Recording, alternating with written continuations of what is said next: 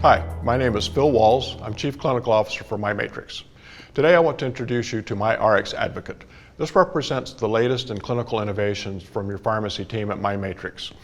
Years ago, when I would talk about our clinical pharmacy program, I oftentimes would compare it to, say, a credit card company, simply because this is so relatable.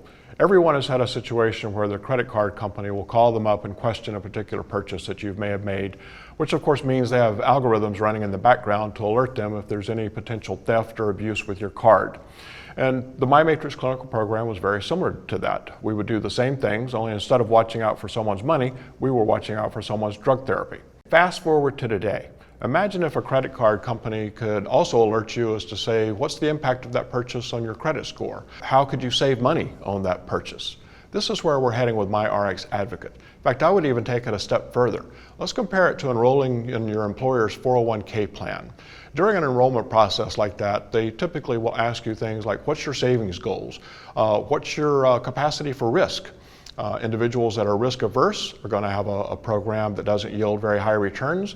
A risk taker, on the other hand, might be willing to gamble it in hopes of higher returns.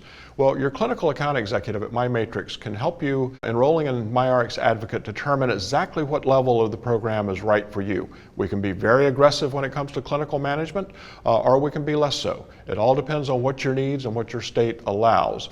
Now, what's new in terms of the program itself? Well, not only is there enhanced reporting and an enhanced analytic, we've also added a number of new modules, many of which are now being managed at the state level.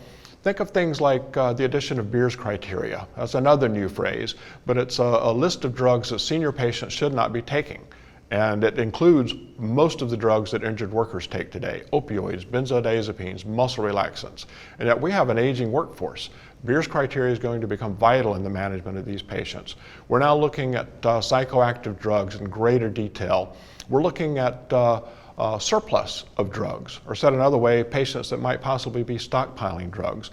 All these things can have a significant impact on the outcome of drug therapy for an injured worker.